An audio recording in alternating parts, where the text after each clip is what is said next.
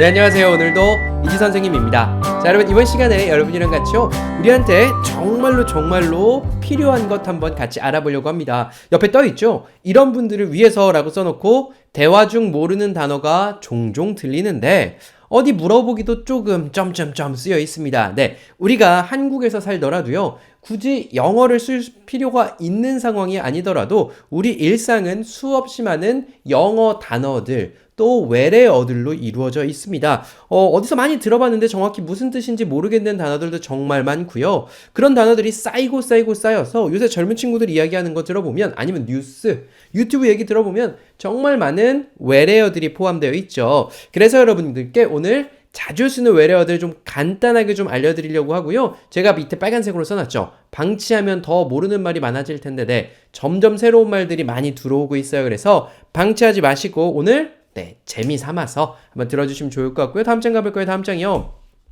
자, 요런 거 공부해요. 위에서부터 보시면 뭐 take out, cup holder, inflation, 등등과 같이 무조건 우리가 뉴스에서 뭐 유튜브든 어디서든 들을 수밖에 없는 말들 여러분께 좀 알려드리려고 하고요. 뭐 우리가 드라마 보는 거나 또 뭐 뉴스 보는 거나 아니면 뭐 정치 이야기 듣는 것보다 아마 요게 훨씬 더 여러분들 시간 3, 40분 더 귀중하게 쓰실 수 있을 거라고 확신하고요. 다음 장 가볼까요? 네, 요거는 영어 공부 관심 있으신 분들에게만 해당되고요. 여기 있는 친절한 영어 교실 많이들 오래들 기다려주셨을 텐데 평생 수강권 지금 판매하고 있습니다. 4월 17일에서 4월 25일까지만 판매하니까 사야겠다라고 마음 먹으셨던 분들은 사시면 좋을 것 같고요. 다음 장 가볼게요. 자, 본격적으로 한번 시작해 보겠습니다. 첫 번째 단어는요, take out이에요. 자, 요거요, take out이라는 건 우리가 아주 옛날부터 해오던 거예요. 이게 뭐냐면 포장해서 집에 가지고 가는 거예요. 옛날에 시장에서 우리가 통닭 같은 거 사서 들고 집에 룰루랄라 가서 가족들이랑 먹었습니다. 그것도 take out이었습니다만 이 take out이란 말이 그 이후에 들어왔죠. 그래서 이제는 마치 한국말처럼 쓰이고 있는 단어가 take out이에요. 자, take에서 밖으로 가지고 out 나간다. 포장해서 가지고 가는 거고요. 카페에 이런 말 요새 정말 많이 쓰여 있습니다. 앞에다가 take out, 영어로도 쓰여 있죠. take out 1,000원 할인. 그 말인 거 뭐예요? 커피 사서 앉아서 먹는 게 아니고 커피 사서 가지고 나갈 거예요 라고 말하면, 저 테이크아웃이요 라고 말하면 어떻게 하십니까? 네, 1,000원 할인해 주겠다는 거예요. 그래서 카페, 음식점 뭐 가릴 것 없이 어디서 음식을 뭘 사서 가지고 가는 것, 가지고 나가서 먹는 것을 take out이라고 해요. 뭐 영어로 쓰자면 to go라는 표현도 쓰고요. take away라는 표현, take out, 요 세 가지 다 쓰셔도 상관없고요. 한국에선 유독 take out이 한국말처럼 돼버렸죠. 그 밑에요. 그 밑에 보면 제가 이제 그림을 따왔는데 어떻습니까? 좀 어디서 많이 보셨어요? 우리가 커피잔을 받으면 뜨거운 커피잔이 너무 뜨거우니까 거기다가 하드보 골판지 같은 거죠. 골판지 같이 만들어서 끼워서 그거 잡고 먹어요. 여름에는 아이스 아메리카노 먹을 때 손 시려우니까 그거 넣고 먹습니다. 근데 요게 잘 이름이 생각 안 나시는 분들이 많으실 거예요. 네, 커피컵에 끼워서 손 보호하는 요것을 우리는 컵 홀더라고 해요. 영어로는 조금 다른 표현을 쓰지만 한국에선 컵 홀더라고 모두가 다 쓰고 있습니다. 그래서 딱 그거 뜨거운데 그거 어딨지? 컵 홀더 어디 있어요? 라고 직원분한테 물어보시면 알려주겠죠. 이 홀드가 어떤 거 이제 꽉 잡고 있는 거예요. 홀더, 잡고 있게 만드는 녀석이기 때문에 컵 홀더라고 합니다. 그쵸? 다음 장 가볼까요? 자, 다음 장 첫 번째는요, 인플레이션입니다. 최근 2년 동안 뉴스를 많이 보신 분들, 또 경제에 관심이 좀 있으신 분들은요, 인플레이션이라는 말 못 들어보셨을 수가 없습니다. 이 인플레이션이 엄청나게 심각해요. 인플레이션이라고도 하고 인플레라고도 하죠. 이게 뭔가요? 네, 간단하게 이야기하면 물가가 오르는 것을 뜻해요. 저 어릴 때는요, 아이스크림이 50원 했던 적도 있었고요, 100원이었던 적도 있고 200원, 500원, 1000원 오르더니 지금 뭐 2000원, 1500원씩 합니다. 이게 말이 됩니까? 그죠? 짜장면 한 그릇 예전에 1500원, 2000원 거쳐서 쭉쭉쭉 해서 지금 막 7000원, 어떤 날 강남 가면 10,000원씩 하기도 합니다. 그렇게 물가가 올라가는 걸 인플레이션이다라고 하는데 이 물가가 올라가는 건 자연스러운 현상이고 또 경제 발전에 있어서 필수적이기도 합니다. 그런데 요새 왜 이 인플레이션 이야기를 많이 했느냐? 네, 코로나가 터지고 나서 각국 정부, 특히나 미국에서 야, 경기가 침체될 것 같으니까 돈을 시장에다가 막 풀었어요. 자, 생각해보세요. 돈이 원래 이만큼 있었는데 돈이 이따만큼으로 늘어나면 여기 하나 있는 이 제품의 가격이 어떻게 됩니까?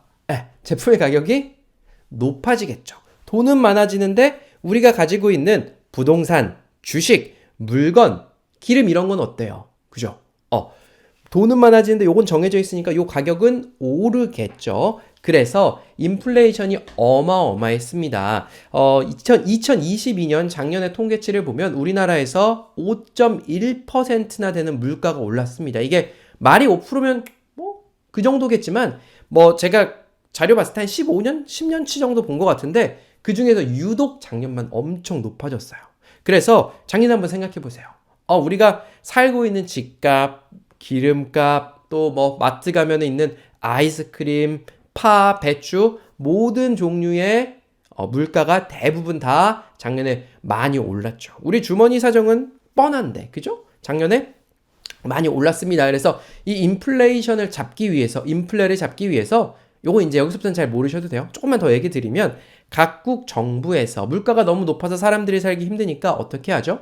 네, 뿌렸던 통화를, 그러니까 뿌렸던 돈을 다시 거두어 드리고 있습니다.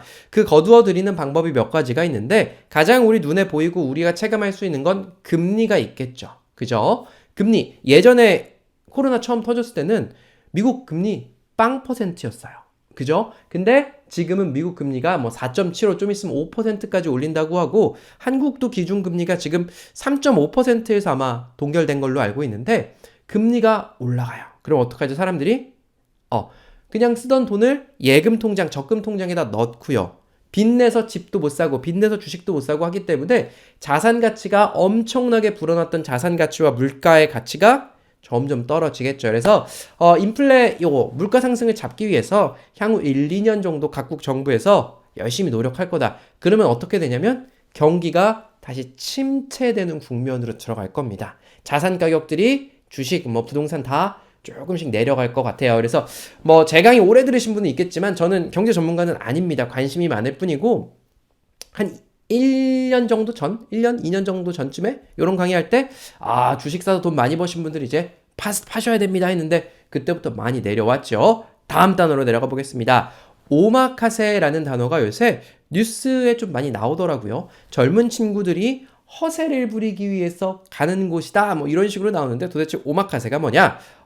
저도 한번 가본 적이 있습니다. 오마카세가 뭐냐면 일본식 코스 요리예요. 그 주방장이 여기 딱 앞에 있고 그날 어떤 음식이 나오는지 잘 몰라요. 근데 이제 회나 해산물 가지고 맛있는 음식을 조금씩 만들어서 계속 줘요. 계속 줍니다. 계속 줘요. 계속 주는데 비싸요? 네, 비싸고 물론 싼 것도 있지만 막 30만 원 1인당이요. 40만 원 이렇게 하는 것도 오늘 가고 싶어도 못 간다고 합니다. 몇 달 전에 예약을 해야 되고 그래서 제가 여기다 이렇게 써놨죠. 일본인들도 놀라는 가격이다 라고 써놨는데 얼마 전에 뉴스에 나왔어요. 네, 이렇게 일본식 그 코스 요리 앞에 앉아서 먹는 게 젊은 친구들이 가서 사진 찍고 하느라 유명해져서 어쩌고저쩌고 됐다라고 뉴스에 많이 나왔는데 오마카세 이게 점점 하나의 우리나라의 식문화로 자리 잡을 수도 있겠다는 생각이 들어서 한번 소개해드려봤고요. 다음 장입니다. 자, 다음 장 보시면은요, 아날로그라는 단어가 있어요. 자, 이 아날로그는 쉽게 설명드리면 디지털의 반대입니다. 여러분이 지금 유튜브로 저를 만나고 있는 건 우리 디지털 세상에 살고 있어서 그래요. 이 디지털은 숫자 1이랑 0으로, 우리 컴퓨터 이거 다 명령 다 1이랑 0으로 이루어진 거거든요. 그렇게 10101010이 돼서 뭔가를 우리 눈에 보여주는 거죠. 디지털 시계 있죠? 시계도 숫자 탁탁탁탁탁탁탁탁 바뀌는 시계가 있고 아니면 옛날 것처럼 시계가 쭉 돌아가는 시계 있죠. 이렇게 돌아가는 건 어떻게 보면 아날로그예요. 그래서 20, 30년 더 된 것들. 뭐 예를 들자면 지금 우리가 카카오톡으로 바로 메시지를 보내지만 예전에 어떻게 했어요? 편지 썼습니다. 편지 쓰고 아니면 집 전화기 같은 거 썼잖아요. 그렇게 오래된 것들, 뭐 비디오 가게에서 비디오 빌려다 보고 카세트 테이프에다가 그 테이프에다가 녹음해서 카세트 테이프 듣고 그런 것들을 우리가 아날로그다라고 얘기합니다. 반대는요, 디지털이 되겠고요. 그 밑에 보면 시니어라고 하는 단어가 있고요. 시니어 이거 이제 정말 많이 나오고 있고, 원래 이 시니어의 영어 뜻은 연장자예요. 그 대학교에서도 우리가 대학생들 딱 들어가면 1, 2, 3, 4학년 있잖아요. 제일 선배가 되는 4학년을 우리가 시니어라고 이야기합니다. 이제 더 어린 녀석들은 더 어린 녀석들이래요. 대학교 후배들, 더 어린 친구들은 주니어라고 해요. 그래서 우리가 인생 전반을 놓고 보더라도 주니어는 아이들, 유치원생, 초등학교 저학년생들 주니어라고 하고요. 그거보다 더 오래 시간이 흘러서 인생의 연장자, 선배 60세, 65세 이상이 되신 분들은 보통 시니어라고 합니다. 그런데 제가 이제 아무래도 이 시니어 분들을 대상으로 강의를 해서 관련된 책 많이 읽어요. 근데 이제 시니어는 시니어라고 이야기 듣는 건 안 좋아한다. 이런 저 일본에서 나온 책을 읽어서, 그쵸? 60세는 60세, 70세는 70세라고 불러야 되지만, 이제 우리가 미디어에서, TV에서 시니어라고 이야기를 많이 해요. 그 시니어는 이제 어쨌든 좀 나이가 연세가 있으신 분들을 시니어라고 하는구나 정도 알아두시면 되겠다. 다음 장 가볼까요? 자, 오늘 구매하면 평생 무료 수강 좀 설명을 드리자면요.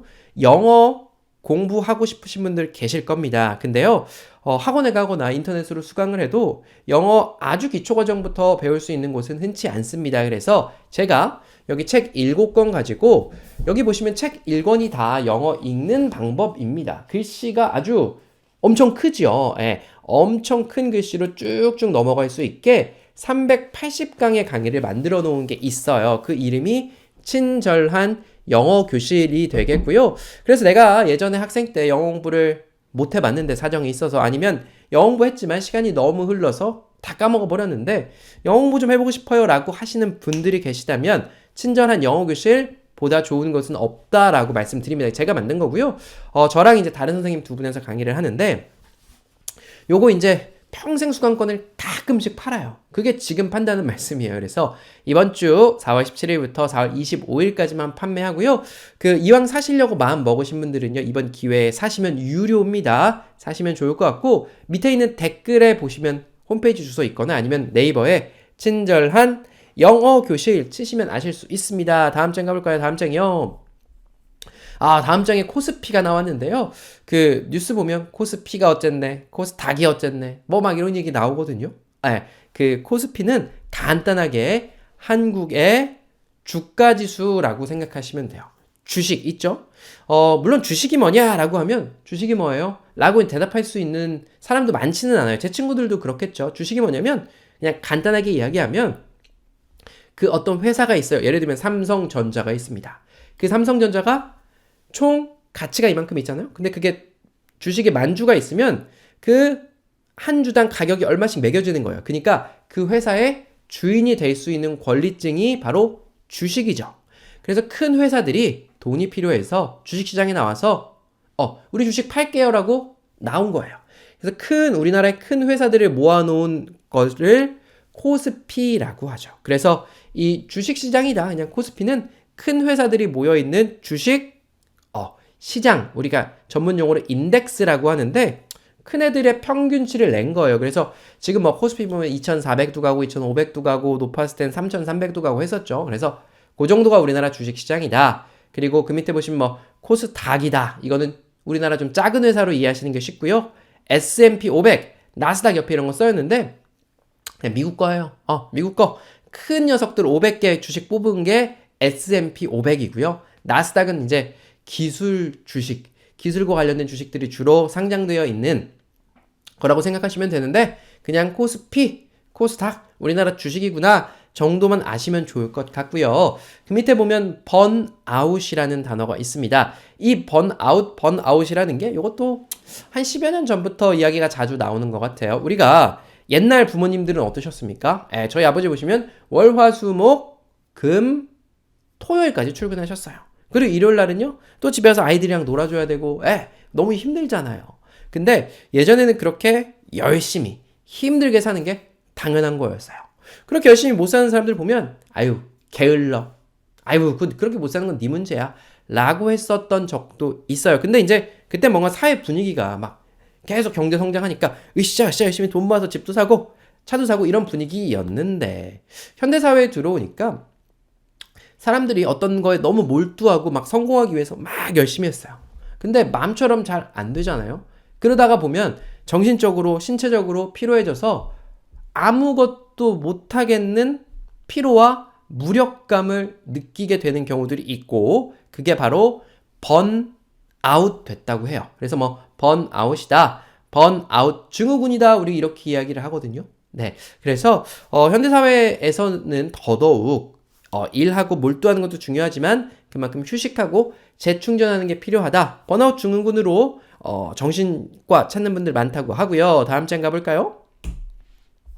네, 다음 장에는요, 커리어라고 하는 단어가 있습니다. 이 커리어는 뭐냐면, 네, 경력을 뜻해요.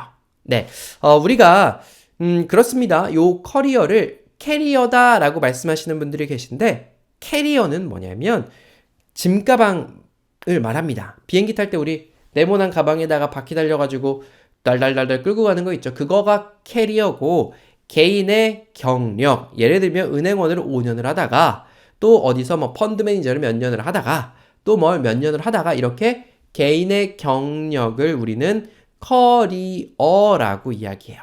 직장인한테도 커리어가 있고요. 운동선수들도 어느 팀에서 뛰었다가 우승을 하고 이런 커리어들이 있습니다. 그래서 요 커리어 들으시면 뭐 그냥 경력 정도구나 라고 생각해 주시면 되고 외울 필요는 없을 것 같고요. 그 밑에 보면 핸드 드립이라고 나와 있어요. 우리가 커피를 먹는 방식은 아주 여러 가지가 있어요. 특히나 한국에서는 한 2가지 방법 정도로 이 커피 먹는 방법을 분류해 볼 수 있을 것 같은데 첫 번째는요. 에스프레소 커피입니다. 그거 뭐예요? 카페 가면 우리가 아메리카노 주세요 하면 늘상 에스프레소로 주세요. 거기 보면 뒤에 기계에서 커피 갈아가지고 탁 낀 다음에 칙칙칙 하면 그 양쪽 갈래로 뜨거운 진한 커피가 나오죠. 그 녀석을 에스프레소라고 해요. 높은 압력에서 쫙 커피를 압축해서 내리는 겁니다. 그거 컵에 부어서 뜨거운 물 부으면 뜨거운 아메리카노, 얼음 넣으면 아이스 아메리카노가 돼요. 그와 반대로 핸드 드립은요. 네, 이렇게 종이로 된 거름 종이가 있고 거기다 커피 갈아서 넣은 다음에 뜨거운 물로 이렇게 천천히 내리는 거죠. 이게 아무래도 시간이 조금 더 걸리기 때문에 핸드 드립이 이제 사 먹는데 조금 더 비싸기는 합니다. 근데 이제 집에서 만들어 먹을 수 있고 고혈압 아니면 콜레스테롤, 고지혈증 같은 거 있으신 분들은요. 그 아메리카노 말씀드렸죠. 에스프레소 칙칙 나오는 그게 굉장히 안 좋대요. 그래서 커피를 드립 커피로 이렇게 되어 있는 거 있죠. 그 거름종이를 내리는 거 드시면 많이 개선된다고 하고요. 그 커피 믹스 있잖아요. 제가 이제 뭐 커피 회사에겐 죄송하지만 커피 믹스, 믹스 설탕 프림 같이 들어간 녀석 있죠. 그것도 몸에 많이 안 좋다라고 합니다. 다음 장 가볼게요. 자, 다음 장은요. 카푸어가 설명되어 있습니다. 여기서 카는 영어로 자동차고요. 푸어 영어로 읽을 때는 poor라고 읽히는데 이 카푸어는 자동차 사서 poor 가난해진 거예요. 원래는 옛날 때 하우스 푸어가 있었어요. 그 영혼까지 끌어서 집을 산 다음에 대출금 갚느라 너무 힘들어요. 하우스 푸어란 말이 있었는데 지금은 어지간해서는 사회초년생들 젊은 사람들이 아무리 영혼까지 끌어 모아도 집 사기에는 집이 너무 비싸졌잖아요. 그러니까 사람들이 뭘 사냐? 자동차를 삽니다. BMW, 벤츠, 뭐 가끔 포르쉐 이런 아우디 비싼 수입 자동차 아니면 제네시스 이런 거를 월급이 얼마 안 되지만 일단 사요. 그거 사고 나서 자동차 할부금 갚느라 가난해진 사람 카푸어라고 이야기합니다. 그죠? 젊은 사람들 중에 그런 사람 좀 있는 것 같고요. 그 밑에 보면 로스쿨, 로스쿨이라는 게 있는데 로스쿨 뭡니까?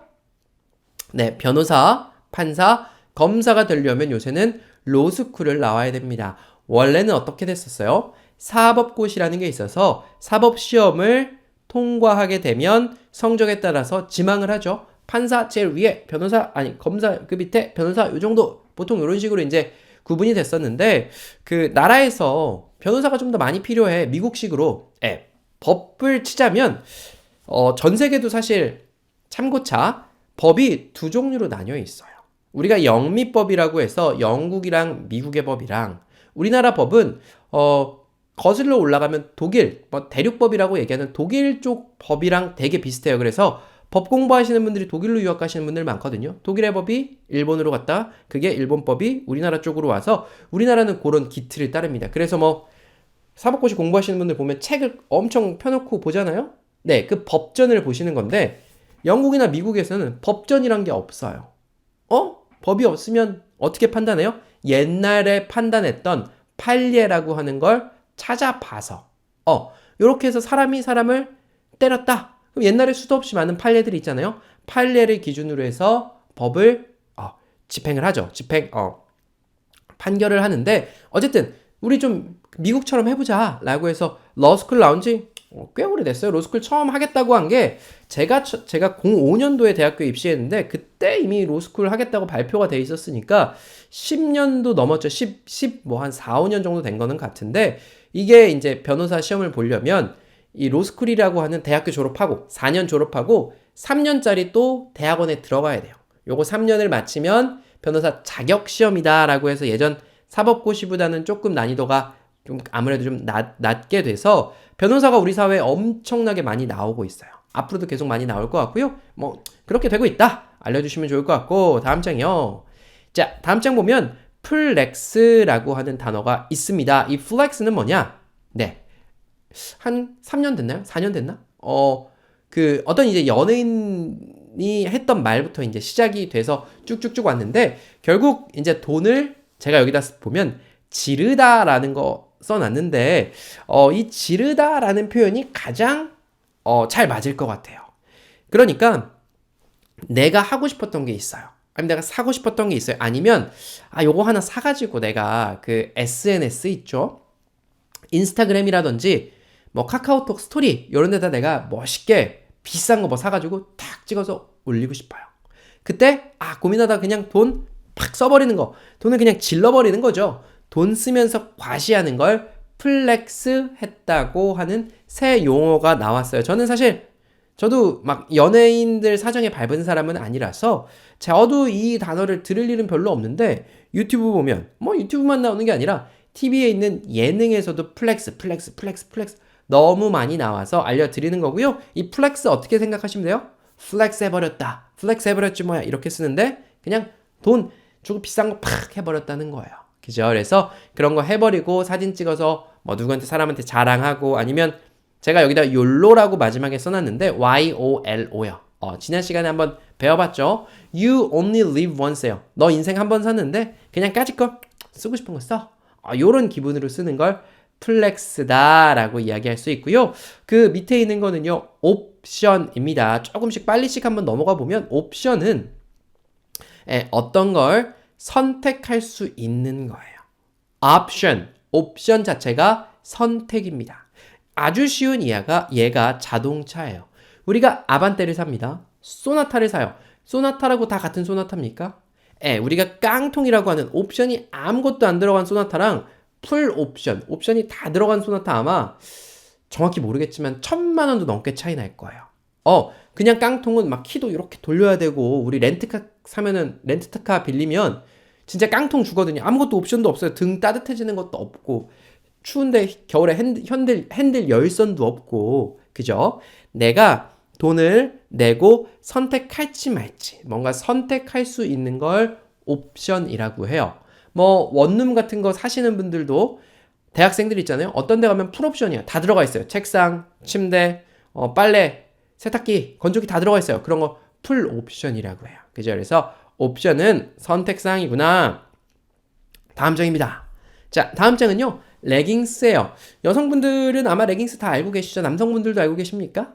네, 이 레깅스는 타이즈 형식의 하의라고 제가 써놨는데 요새 길거리 다니다 보면 레깅스만 입고 돌아다니는 여성분들 참 많습니다. 그게 이제 좀 남성분들이 보시기에는 약간 좀 부끄러워가지고 하시는 분들도 계실 테지만 이 레깅스는 10년도 더 전부터 예를 들면 미국 가면은요 그냥 레깅스만 입고 돌아다녀요. 아무리 내가 뭐 마르든 살이 찌든 뭐 내 체형이랑 상관없이 레깅스만 입고 다니는 여성분들이 너무 많았어요. 그래서 저도 이제 그때 레깅스에 익숙하지 않았으니까 보면서 극적극적 했었죠. 근데 이제 그 문화가 한국으로 상륙을 한 거고 이제 한국도 더 이상 이 레깅스가 없어지지는 않을 것 같아요. 이제 더 많은 여성분들이 레깅스를 입고 다니고 하나의 이제 패션이 될 텐데 그냥 쫄쫄이 있죠, 쫄쫄이. 예, 저도 운동할 때 남성용 레깅스 입는 경우들이 있거든요. 그래서 레깅스는 그 뭐 색색깔로 여성분들 많이 입으시는데 앞으로도 점점 더 늘어날 것 같고요. 그 다음 단어 페널티라는 단어가 있는데 남성분들이 이 페널티 딱 보시면 어떤 거 생각나십니까? 네, 맞습니다. 축구의 페널티킥 생각나실 거예요. 네, 이 페널티라고 하는 단어 자체가 어떤 처벌 내지는 불이익을 뜻합니다. 그래서 축구에서도 보면 페널티 박스라고 하죠. 골대 가까이서 반칙을 하면 그죠? 공 놓고 차는 거예요. 우리 2002년 월드컵에 보면 그 8강전에서 스페인이랑 승부차기 했죠. 마지막에 홍명보 선수가 공을 탁 넣고 막 웃으면서 달려갔던 그 장면. 네, 거기 골키퍼 세워놓고 선수 한 명 세워서 가까이서 빵 차는 거 페널티킥이라고 하죠. 그 페널티랑 똑같은 말이에요. 이 페널티는 내가 어떤 걸 했는데 내 사유로 뭔가 잘못했을 때 나한테 불이익을 주는 거예요. 예를 들자면 항공권을 샀습니다. 항공권을 샀는데 며칠 전에 취소하면 네, 그 사람들 수수료 가져갑니다. 어떤 항공권은 취소도 안 해줘요. 환불도 안 해줍니다. 아니면 호텔 예약했는데 못 갈 것 같아요. 근데 돈을 미리 결제했잖아요. 그럼 10% 차감하고 줘요. 그런 것들 나에게 불이익이 되는 것을 페널티라고 이야기하고요. 다음 장 가보겠습니다. 다음 장이요. 네, 다음 장에는요. 유네스코라고 하는 단어가 나와 있고 여러분 유네스코 어디서 들어보셨습니까? 세계에 국제 기구들이 너무 많아요. 뭐 FTA, WHO, 뭐 별의별 다 있죠. 유네스코도 있고요. 네, 이 유네스코는 그냥 UN 산하의 UN 뭐죠? UN이 이제 국제 기구 중에서는 가장 덩치가 크죠. United Nations 국가들끼리 연합한 거예요. 전 세계 국가들이 거의 다 190 몇 개국이 다 가입되어 있고 거기서 상임이사국이라고 5개 나라 있어요. 자기들 맘대로 하겠다는 거예요. 뭐 누군 미국, 영국, 프랑스, 러시아, 중국일 거예요. 자기들 맘대로 2차 세계대전에서 이긴 승전국들 5개 나라가 우리 맘대로 할 거야. 라고 해서 이제 대부분 결정 그 사람들이 하고 이제 다른 안건에 대해서는 전 나라들이 모여서 협의하죠. 우리 반기문 전 유엔 사무총장님도 계시죠? 그죠? 유엔. 나라들끼리 모인 거기 이제 산하 기관으로 유네스코라는 게 있어요. 유네스코에서 많이 들어봤는데, 네. 교육, 과학, 문화 기구래요. 이렇게 말하면 뭐 하는 거지? 뭐 많이 하는 것 같아요. 하지만 우리가 유네스코를 언제 알면 되냐? 네. 세계 문화유산이다 들어보셨습니까? 네, 세계 문화유산. 그러니까 아주 문화적으로 정말 뛰어난 거예요. 예를 들자면 우리나라에 그 해인사에 있는 팔만대장경이 있죠. 그런 녀석들. 아니면 종묘. 여러분 종묘가 뭐 하는 거죠? 종묘 그래 서울에 종묘 있잖아요. 네, 그 종묘가 원래는 사극 보면 그러잖아요. 이 전하 종묘 사직의 안위를 지킨다고 하죠. 네, 이 종묘가 뭐냐면 조선시대 왕과 왕비의 그 이렇게 신위라고 하죠. 이렇게 된 거 있잖아요. 그죠? 조선 왕과 왕비의 신위 뭐 이렇게 보면 그 막 거기 가보면 저도 어릴 때 가봤나? TV에서 보면 이렇게 초상화가 걸려 있나요? 그리고 이제 뭐 1대왕, 2대왕, 3대왕 왕과 왕비의 신의가 모셔진 것을 우리가 종묘라고 합니다. 역사적으로 보면 얼마나 가치가 있어요. 그죠? 한 500년 왕조에 다 모아놓은 거예요. 그런 것들을 세계 문화유산으로 유네스코에서 지정을 하고요. 그 지정된 게 이제 보호되죠. 뭐 문화유산도 있고요. 자연유산도 있고요. 기록유산도 있어요. 그래서 우리 해외여행 가면 여기 마을 전체가 유네스코에서 지정한 유산이래 라고 하면 엄청 예쁘고 아기자기한 마을도 있고 그렇거든요. 그래서 그런 거 지정하는 곳이 유네스코구나 라고 알아두시면 좋겠고, 그 밑에 보면 캐시백이라는 거 있고, 요거를 캐시가 영어로 돈이에요. 백은요 돌려받는 거예요. 그래서 내가 어떤 거 돈을 썼을 때 돈을 돌려받는 걸 캐시백이라고 해요. 그래서 내가 카드로 샀어요? 근데 카드에 캐시백 있어요? 막 가끔 물어보죠. 그러면 내가 쓴 돈의 일부를 1%, 0.5% 이렇게 돌려받는다든지, 아니면 내가 어떤데 회원 있어요. 회원인데 거기서 결제하면 막 5%씩 돌려주고 막 적립해주고 있죠. 이렇게 돈으로 돌려주는 것을 캐시백이라고 이야기하고요. 다음 장 가보겠습니다. 다음 장이요. 네, 제가 여러분께 오늘 24개를 준비했거든요. 24개 준비하면서 이거 30 몇 분에 해야지라고 했는데 그러다 보니까 엄청 바쁘게 달려왔고 6개가 남았습니다. 6개 천천히 한번 해볼게요. 디톡스라고 하는 말이 있어요. 디톡스 요거는 한 20년 됐지 싶습니다. 디톡스 요거 뭐냐면 여러분 해독 주스 들어보셨습니까? 한 번쯤 집에서 다 갈아 마셔보셨을 거예요. TV에서 요거 하면 뭐 살이 빠진대, 몸속에 있는 독이 빠진대 라고 하는 거 들어보셨을 텐데, 네, 여기 제가 독을 제거하는 거라고 해놓고 독에다 TOX 써놨죠. 네, 독은 영어로 toxin이라고 이야기해요. 이 toxin을 D는 이제 영어로 어떤 게 없는 거, 제거하는 거 이런 뜻으로 쓸 때가 있어요. 그러니까 디톡스는 뭐냐면 독을 제거하는 걸 디톡스라고 해요. 예전에는 해독 주스를 통해서 내 몸에 쌓여있는 독을 제거한다. 몸에 진짜 독이 많이 쌓여 이게 해독이 되는지 전 잘 모르겠어요. 제가 해본 적이 없어서 모르겠지만 요즘에 정말 많이 쓰이는 건 디지털 디톡스예요. 우리 아까 아날로그 배웠습니다. 그죠? 아날로그는 디지털의 반대였고요. 디지털 핸드폰이에요. 핸드폰, TV. 여러분 생각해 보십시오. 내가 하루에 일어나서 조용히 음악을 들으며 저기 다 멀리 보면서 차 한잔하면서 그런 여유를 갖는지 아니면 TV, 유튜브 앞에서만 있는지 물론 디지털이 좋은 점도 있어요. 멀리 떨어져 있는 가족이랑 빨리빨리 연락할 수도 있고요. 아니면 여기 친절한 내 기초영어처럼 좋은 정보를 찾아서 들으려고 하면 예전에 이런 단어들 다 스스로 조사하려면 얼마나 힘듭니까? 그죠? 저 같은 사람이 나와서 그냥 정리해서 알려드리기도 합니다. 그리고 뭐 경제에 대해서 음식 레시피 있죠? 음식 어떻게 만드는지 보고 싶으면 너무나 볼 수 있지만 거기에 너무 중독되어 버려서 하루 종일 핸드폰만 잡고 있는 사람들이 꽤나 있습니다. 그래서 특히 이제 어린아이들이 문제인데 어린아이들이 뇌가 발달하고 있는 상태인데 하루 종일 휴대폰, TV에 노출되면 뇌가 발달을 제대로 못해요. 그래서 디지털을 디톡스하자. 디지털이 독이다. 요거 우리 일상생활에 필수 불가결하지만 너무 여기 중독되어 있으면 안 된다. 그래서 하루에 1시간은, 하루에 2시간은 책 읽고 천천히 머릿속으로 생각하게 하고 디지털에서 떨어진다. 뭐 요런 거 디지털 디톡스 이야기 참 많이 나오고요. 그 밑에 보면 시니컬이라는 단어가 있어요. 야, 저 친구 진짜 시니컬하네 라고 이야기할 때 있습니다. 시니컬 뭐냐면 냉소적인이라고 써놨어요. 부정적으로 차가운이라고 제가 써놨습니다. 뭐 어떤 반응이 있을까요? 이런 거겠죠. 나 요즘 친절한 영어 교실에서 영어 공부한다? 그러면 야, 그거에서 뭐 하려 그래? 이렇게 반응하는 거 있죠. 이런 사람 나쁜 사람입니다. 시니컬한 사람. 집에서 그러신 분들 가끔 한두 분씩 남성분들 계시면은 그러면 안 돼요. 그럼 어떻게 얘기해야 됩니까? 그래? 야, 대단하다. 나이 있는데 힘들 텐데 대단하다. 하고 싶은 거 열심히 해. 내가 응원해 줄게. 라고 얘기하면 똑같은 말이라도 어떻습니까? 좋습니다. 근데 야, 공부해서 뭐 해?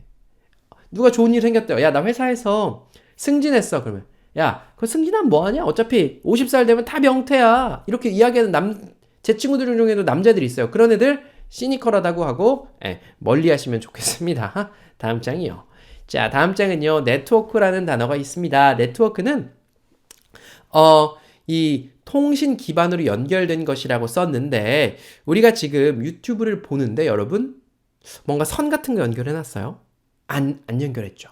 선이 연결되어 있어도 세상이 통신으로 다 연결되어 있는 게 네트워크가 이루어져 있다라고 이야기를 하는 거죠. 네, 우리는 한국 국토에서 휴대폰 안 터지는 곳 찾기가 쉽지 않습니다. 제가 가는 곳 뭐 깊은 산속 강원도 산골에 들어가지 않는 이상 지하로 내려가서 지하철에 있어요. 아무리 높은 빌딩으로 올라가도 다 통신으로 연결되어 있죠. 네트워크가 되어 있는 거예요.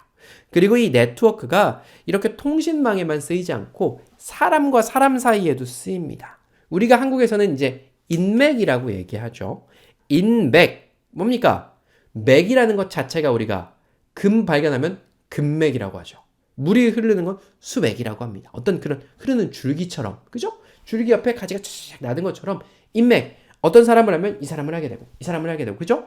그거를 영어로 이제 네트워크라고 해요. 그 사람이 가지고 있는 인적 네트워크라고 해요. 한국말로 이제 인맥이죠. 네. 그렇게도 쓰이고요. 아니면 제가 그 옆에다가 SNS라고 해서 N에다가 초록색깔 쳐놨어요. 우리 카카오톡 하는 거 카카오 스토리도 SNS고요. 인스타그램 하는 거 옛날 때 뭐 싸이월드, 페이스북 이런 거 다 사람들 사이에서 어떤 거 사진 찍어서 나 이런 거 했어요 자랑하고 또 내 일상 올리는 거 SNS라고 하는데 이게 소셜 네트워크 서비스예요. 왜 네트워크일까요? 네, 아까 말씀드린 것처럼 인맥처럼 사람들끼리 샥 넓은 사람들끼리 거미줄처럼 싹 해서 뭔가 통신망처럼 이렇게 연결되어 있는 것, 그걸 네트워크라고 한다. 그 밑에 있는 재즈는요, 이 미국의 음악이라고 제가 써놨고, 제가 옛날 때 그 외래어 강의했을 때 말씀드렸던 적이 여러 번 있었는데, 그 미국 하면 사실 지금 전 세계에서 제일 강대국이 누굽니까? 누가 뭐라고 해도 미국입니다. 중국이 열심히 따라가고 있긴 하지만 될까 뭐 싶은 생각이 들어요. 다만 미국의 약점이 있어요. 미국 사람들이 제가 옛날 때 유럽에서 잠깐 공부했었을 땐 유럽 애들이 은근히 미국 사람들 무시했어요. 왜요?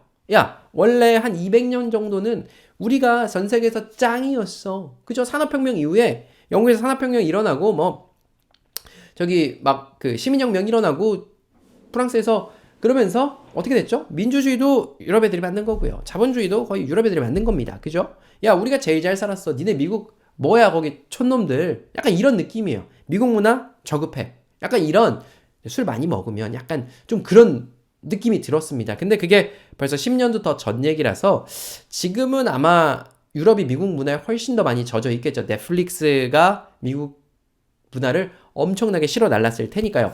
근데 이제 그 유럽 사람들이 그렇게 우리가 잘 살았어도 있지만 너는 역사도 없어. 문화도 없어. 이렇게 무시하는 거예요. 미국 보러 야 너네 나라 음식 뭐 있어? 그럼 미국에서 이렇게 극적 하면서 아 우리는 햄버거가 우리 대표 음식이야. 이렇게 얘기합니다. 햄버거? 그거 니네 거야? 그러면 아 우리가 많이 먹어. 예, 네, 미국 거라고 해줄 수도 있을 것 같아요. 야 우리 피자도 많이 먹어. 그러면 피자 원래 이태리 거잖아. 이태리 거 맞습니다. 미국에서 가져가서 두껍게 지금 미국식 피자를 만든 거죠. 역사도 문화도 일천한 미국 사람들한테 이 재즈라는 건 엄청난 자부심이에요. 우리가 음악을 생각하면 음악 옛날 때 다 클래식 음악 있죠. 막 오페라 하는 클래식 다 유럽에서 온 거예요. 근데 이 미국에서 흑인들이 음악을 하는데 흑인 민속 음악이랑 유럽 결국은 사실 미국에 있는 백인들 다 유럽에서 건너온 거죠. 뭐 청교도 박해를 피해서 건너오든 뭐 기근에 시달려서 건너오든 유럽에서 건너왔습니다. 그 사람들이 건너올 때 유럽식 악기도 갖고 왔어요. 막 오케스트라처럼 악기 배운 사람들이 쫙 모여가지고 하는 게 아니라 흑인들 그 민속 음악이랑 같이 백인들의 유럽 음악 악기들이 합쳐지면서 재즈가 나온 거예요. 그래서 재즈 들어보시면 다들 이제 재즈가 어떤 느낌의 노래인지는 들어보셨죠? 이게 이제 들을 수가 없어서 어쨌든 재즈가 굉장히 자유롭고 들으면 너무 좋아요. 그 재즈가 바로 그렇게 미국에서 탄생을 하게 됩니다. 미국 사람들 입장에서 어떻겠습니까? 우와, 좋다. 야, 우리도 문화적인 자부심이 올라가는 거예요. 물론 지금 이제 영화 시장은 미국에 있는 헐리우드이 다 먹었죠? 그죠? 스포츠도 농구, 미식축구, 아이스하키, 야구, 미국이 돈이 많으니까 다 미국에서 이루어지지만 문화적인 자부심을 올릴 수 있는 것 중에 하나가 바로 이 재즈가 되겠습니다. 그죠? 그렇게 이해해 두시면 재즈 들을 때 이게 바로 미국 사람들이 말하는 그 재즈. 그죠? 그렇게 알아두시면 좋겠고 다음 장이요. 자, 다음 장 보시면 리얼리티라고 하는 단어가 나와 있고 리얼리티 하면 이제 영어로 사실, 현실, 뭐 사실성, 현실성 이렇게 되어 있는데 이거는 이제 어디서 많이 나오냐면 그 TV 예능 프로그램 보면 리얼 버라이어티 쇼라고 이야기하기도 하고요. 리얼리티가 살아있다라고 얘기하기도 합니다. 사실성이에요. 그 TV에 나오는 건 대부분 다 이 리얼리티를 포장하고 있더라도 이미 다 세팅이 된 거예요. 뭐 예를 들면 이런 거 보시면 돼요. 누가 누구를 만나러 막 갑자기 갔대요. 근데 그 사람이 문을 열고 들어오는 모습이 카메라에 찍히잖아요? 이거는 제작진이 미리 들어가서 카메라를 달아 놓은 거 하잖아요. 그죠? 정말 리얼리티는 아닙니다. 리얼리티라고 포장되어 있는 거 많이 있죠. 뭐 혼자 사는 사람들 나오는 것도 있고 뭐 누가 어쩌고 뭐 결혼 생활 나오는 것도 있고 이런 것들 다 현실성에 기반한 예능이다라고 해서 우리가 리얼리티라고 이야기하죠. 그렇게 많이 나온다라고 알아두시면 좋고요. 마지막 이야기는 좀 슬픈 이야기인데 N포 세대라는 이야기를 많이 합니다. 여러 가지를 포기해야 되는 세대를 말하는데 예전에 저 어렸을 때 3포 세대다라는 말이 나왔습니다. 제가 여기 써놨죠. 연애도 포기하고 결혼도 포기하고 출산도 포기한대요. 왜 포기할까요? 저는 학생 때 연애하는 거 좋아했어요. 그죠? 젊음을 정열을 연애를 해야죠. 그죠? 연애 하고 싶은데 금전적으로 압박이 있기 때문에 연애 안 해요. 결혼? 연애 안 하니까 결혼도 너무 비싸니까 안 해요. 출산도 포기해요. 라는 게 있었는데 그 이후에 5포 세대가 나왔어요. 나 그거에다가 내 집 마련하고 인간관계도 포기할래. 인간관계 너무 힘들어. 사람들 만나면 돈 써야 되고 시간 써야 되고 만나면 맨날 만나서 나보다 한 살만 더 많으면 막 형인 것처럼 막 날리고 회사에서 직급 좀만 높으면 막 갑질하고 그러니까 안 할래. 근데 이제 여기다가 꿈도 포기하고 희망도 포기하고 취업마저도 포기하는 세대를 N포, N이 그냥 이렇게 생각하시면 좋아요. 우리 숫자가 넘버잖아요. 넘버. 넘버에 N을 따왔다. 이렇게 생각해서 어떤 여러 가지 거를 개수를 이야기할 때 우리는 N이라고 이야기해요. 그래서 여러 가지를 포기하는 세대가 되었다. 아마 60대, 70대, 50대 되신 분들은 이해를 잘 못하실 수도 있어요. 근데 이제 요즘 청년들이 굉장히 큰 박탈감을 느끼고 있습니다. 예를 들자면 예전에는 저 어렸을 때는 저희 부모님 두 분 다 60대이신데 50 몇 년도에 태어나셨어요.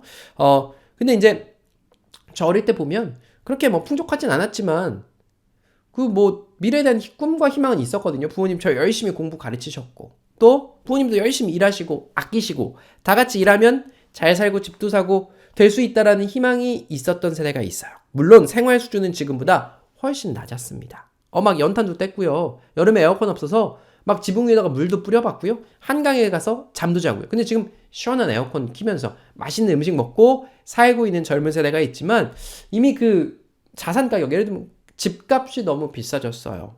그리고 또 내가 여기서 열심히 노력한다고 해서 옛날처럼 사회적인 성공을 하기가 쉽지가 않아 보여요. 옛날에 예를 들자면 좋은 학교 나온 사람은 원하는 회사 다 골라갔었습니다만 지금은 좋은 학교 나와도 갈 데가 없어요. 그러니까 이제 청년들이 막 느끼는 거죠. 내가 한 달에 300만 원 버는 게 아니라 300만 원씩 저축을 한다고 해도 이거 1년이면 3,600만 원인데 10년 모아봐야 3억 6천이거든요. 10년 동안 한 달에 300만 원씩 모으는 게 쉬운 일이 아니잖아요. 그래도 집을 3억 6천짜리 집이 서울에서 아파트 쉽지 않잖아요. 그래서 이게 참 이렇게 되는데 그 와중에도 남들 포기한다고 해서 포기하지 않고 열심히 사는 젊은 청년들도 물론 있습니다. 정말 대단한데 또 이 포기하고 막 이렇게 꺾여버리는 사람들도 그 사람들만의 문제는 아니다. 사회적인 좀 문제가 있다라는 생각이 들고요. 어느 정도 좀 이해도 좀 해줘야 될 필요도 있을 것 같고 또 열심히 좀 북돋아줄 필요도 있을 것 같습니다. 여러분 이거 제가 이렇게 길게까지 하려고 하지는 않았는데 설명하고 싶은 게 사실 더 많았어요. 이 정도에서 줄이도록 하고요. 평생 수강권 구매하실 분들은 잊지 말고 기간 안에 구매하시면 좋을 것 같고 오늘 강의는 여기서 마치도록 하겠습니다. 여러분 감사합니다.